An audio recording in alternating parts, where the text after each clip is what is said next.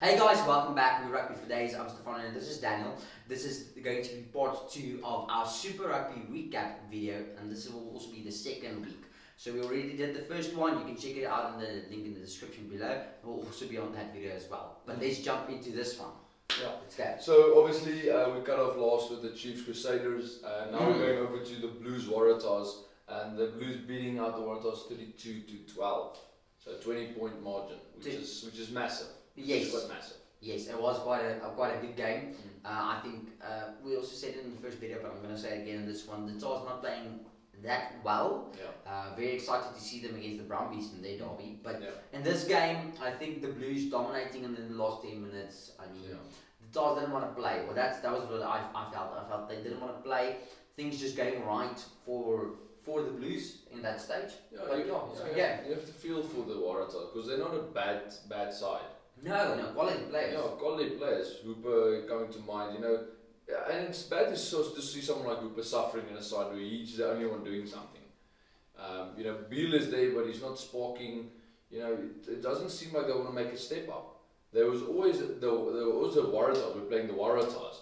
Now it's good. We're playing the Waratahs. So and if someone like the Blues beat you out with 20 points away from home, like you playing at home and the Blues come beat you in your own backyard, there's something wrong. There's something seriously wrong because the Blues obviously coming off a loss in the first game. Stepping up their game.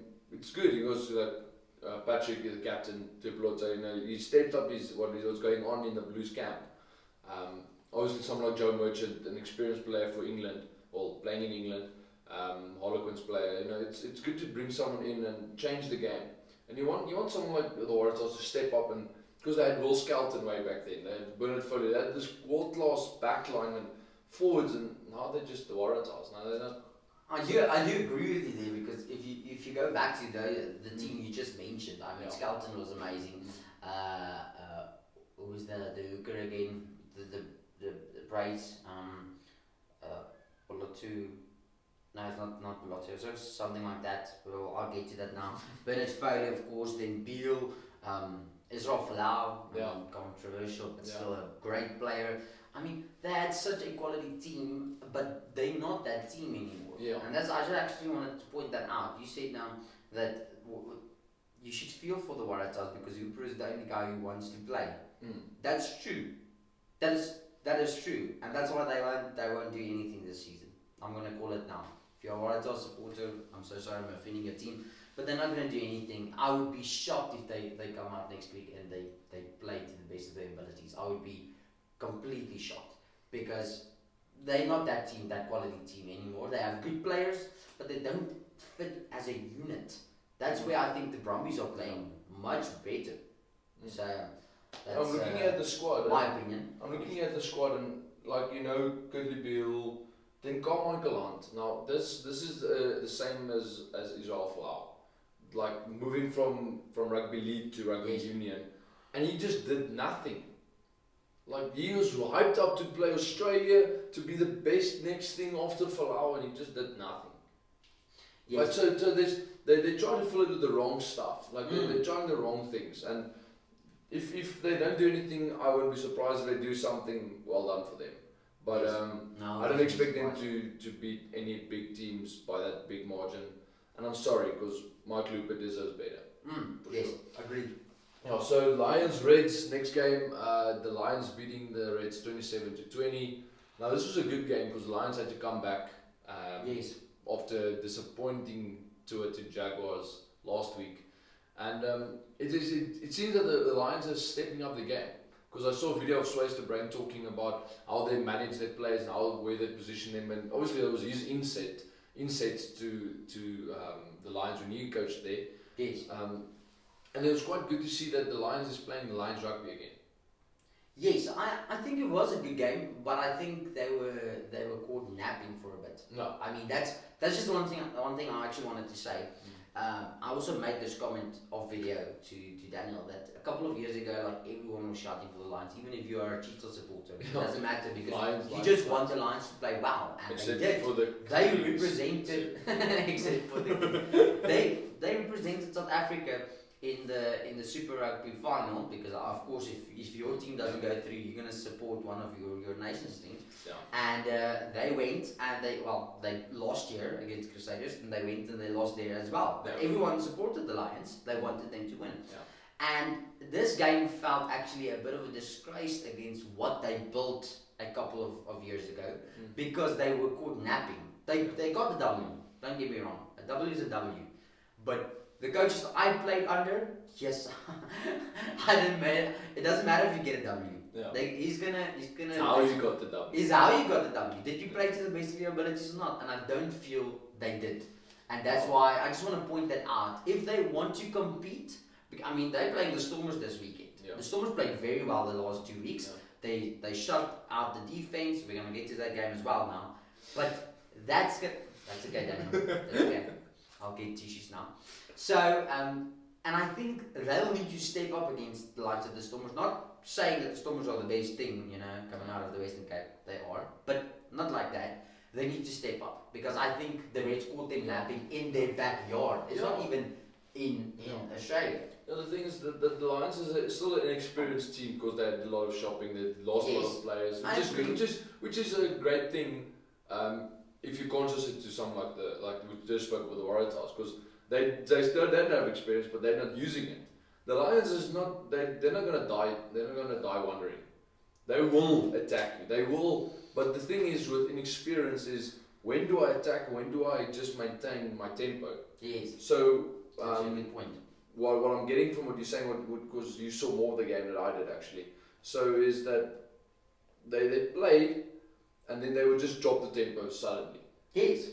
But then from the kickoff after halftime, the tempo is risen for 10 minutes and they just drop it. And then for 5 minutes they pick it up and they just drop it. So at that level you have to maintain tempo or increase tempo. You can't drop, because when you drop you give the other team momentum back again. Yes. And that's what happened, and the Reds came back, but obviously the Lions still keeping the W and, like you said, sealing it out. Yes, there's a couple of different ways or how you can identify teams.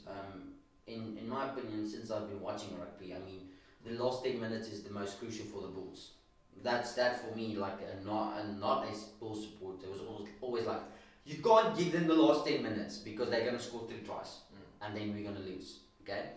So for me, the Bulls always had this curve effect.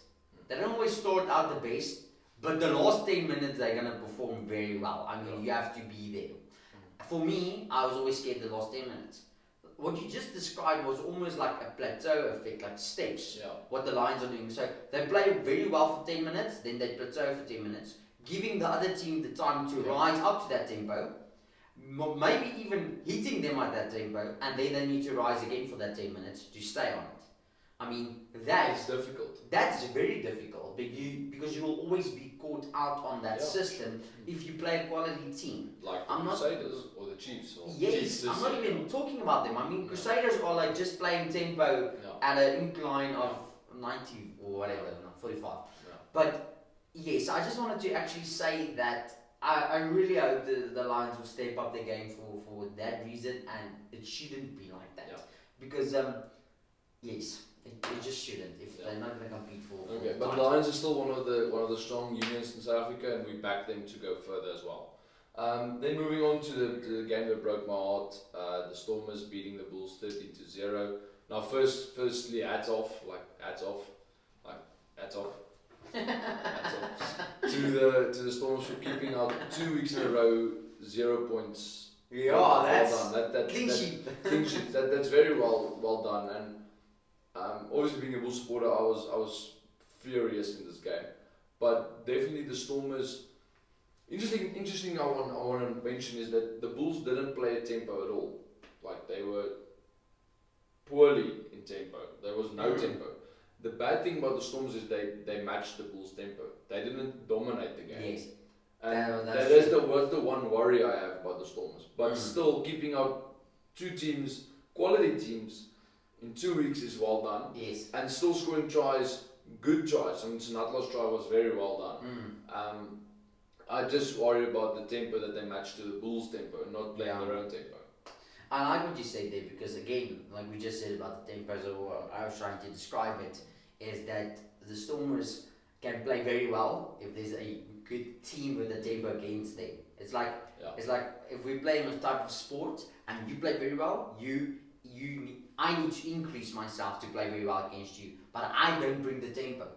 You bring the tempo. Yeah. I need to increase to compete against that tempo. Yeah. And maybe I can beat you with skill, but I don't bring the tempo. Yeah. And that's the difference between like teams from South Africa and New Zealand. New Zealand always brings the tempo. Yeah.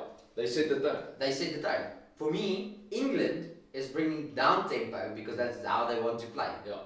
So my game. Yeah. Yes. So it was interesting because very well done to the Stormers. Hats off to them. Great. Because I'm going to say this on camera and it tastes like vinegar in my mouth. But I think if the South African team will win the conference this year or the Super Rugby this year, it'll probably be between the Stormers and the Sharks. Yes. Playing very well at the moment. Yes, and I just don't know what's going on in the pool. It's not the team. I can promise you it's not the team because that's a very good lineup. It's Poetima.